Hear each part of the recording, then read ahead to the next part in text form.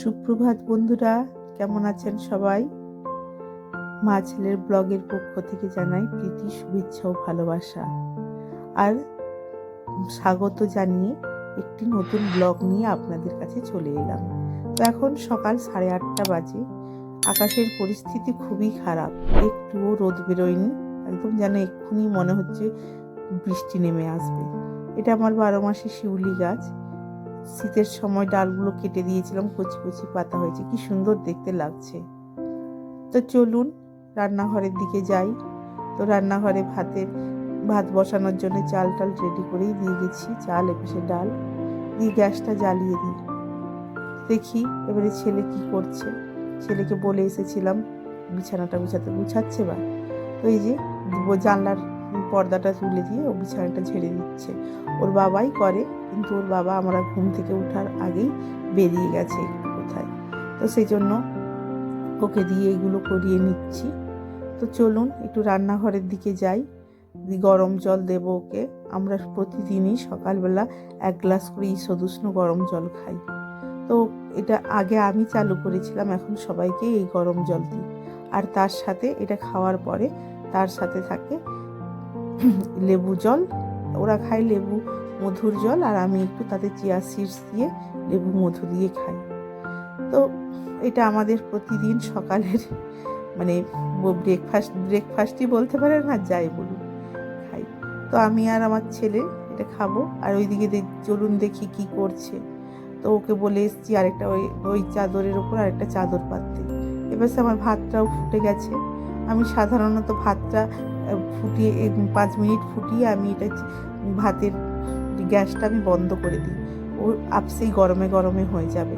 তো শুধু গ্যাস খরচ করব কেন বলুন। আর এদিকে চলে এলাম, ওকে দিয়ে যে বিছানার চাদরটা ঠিকঠাক করে ওকে বলে দিচ্ছি, ও ঠিকঠাক করে পাচ্ছে। তো ছেলেকে তো শিক্ষা দিতেই হবে, তো এইভাবেই চেষ্টা করি একটু ছেলেকে শেখাতে। জানি না কত দূর কী হবে। এবার এপাশে আমি আনাজ নিয়ে বসে গিয়েছি, এটা স্যালাড কাটবো।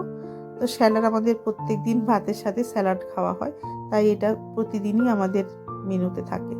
স্যালাডগুলো কেটে নেব। আজকে আলু উচ্ছে ভাজা হবে, তো আলু উচ্ছে ভাজা, একটু বাঁধাকপিটাকে আজকে অন্যভাবে তৈরি করব।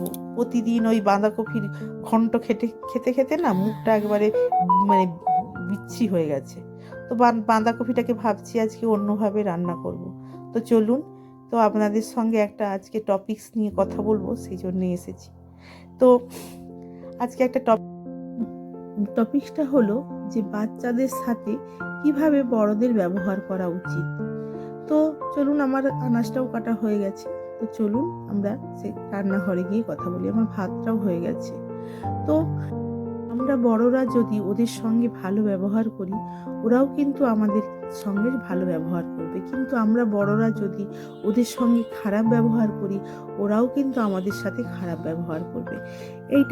তাই আমাদের বড়দের উচিত ছোটদের সাথে মিষ্টি করে কথা বলা, তাদের সঙ্গে ভালো ব্যবহার করা। হলে ওরাও শিখবে আমাদেরকে শ্রদ্ধা ভক্তি করতে, একটু ভালোবাসতে। মোক্ষম অস্ত্র হলো কথা। আমরা এই অস্ত্র দিয়েই মানুষের মন জয় করতেও পারি, আবার মানুষের সাথে মানুষের শত্রুতাও বেড়ে যায় এই কথাই। সেই জন্য আমাদের এই কথার যে বাচন ভঙ্গি, সেটা আমাদেরকে শিখতে হবে। তো আমরা অনেকেই বড়রা ভাবি কি আমরা বড়, তো আমাদেরকে যেন ছোটরা সব সময় আমাদেরকে সমীহ করে চলে, কিন্তু এটা ঠিক না, এটা কখনোই ঠিক না, এটা আমাদের ভুল ধারণা। আমরা যদি ওদের সঙ্গে ভালো ব্যবহার করি, ওরা ঠিক ভালো ব্যবহার করবে। দেখুন, যে ওই যে বলে না, যে ভগবান যে ফুলে তুষ্ট, সেই রকম আর কি। যে শিবকে আপনি যদি তুলসী পাতা দিয়ে পুজো করেন, তিনি কি তুষ্ট হন? তিনি তুষ্ট হন না। কিন্তু আবার নারায়ণকে আপনি যদি বেলপাতা দিয়ে পুজো করেন, তাহলে কি তিনি তুষ্ট হন? তিনি তুষ্ট হন না। তো সেই রকম বাচ্চাদেরকে বা ছোটদেরকে, সব মেনলি ছোটদেরকে আপনি ভালোভাবে কথা বলুন, বা আমরা যে কোনো সবাই ভালোভাবে কথা বলি, দেখবেন ওরা ঠিক শুনবে, আমাদেরকে শ্রদ্ধা করবে, ভক্তি করবে, যাতে আমাদেরকে ভয় না পায়, ওরা যেন আমাদেরকে বন্ধু ভাবে। এদিকে আমার রান্নাটাও হয়ে গেল। তো পাশে আবার ওর বাবা বেরোবে, তার খাবারটা রেডি করে দিতে হবে। তো ওরা খাবারটা রেডি করতে ওপাশে রেডি করার প্রায় হয়েই এসছে। তো হচ্ছে সব কিছু দিয়ে দিচ্ছি, এই যে খাবারটাও রেডি করে দিয়ে দিলাম ওকে সাজিয়ে গুছিয়ে দিয়ে দিয়েছি। ও তার খেয়ে বেরিয়ে যাবে। আমি এপাশে কুলের টকটা বসাবো, কুল আর এই টমেটো চাটনিটা। তো ওটা একটু করে আবার যা বলছিলাম আর কি। তো সেই রকম ওদেরকেও সেইভাবে ট্রিট করতে হবে। যে ওর বাবা একটু, আমার ছেলের কথাই বলছি, যে ওর বাবা একটু খ্যাঁক করে যখন কথা বলে না, ও শুনতে চায় না, বাবার মুখে মুখে কথা বলে। কিন্তু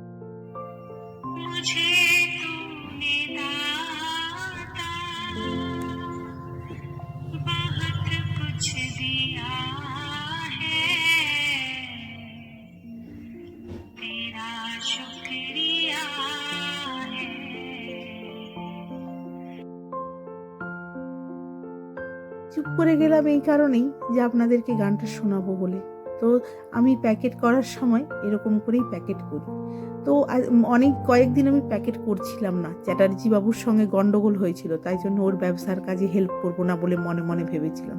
কিন্তু কি করব বলুন, কতদিন আর রাগ করে ওকে দিয়ে কাজ করাবো, ওরও তো কষ্ট হয় এসে করে তখন করতে। ওই জন্য আর পারলাম না অতটা কঠিন হতে, তাই আবার ওর প্যাকেটগুলো করা শুরু করেছি।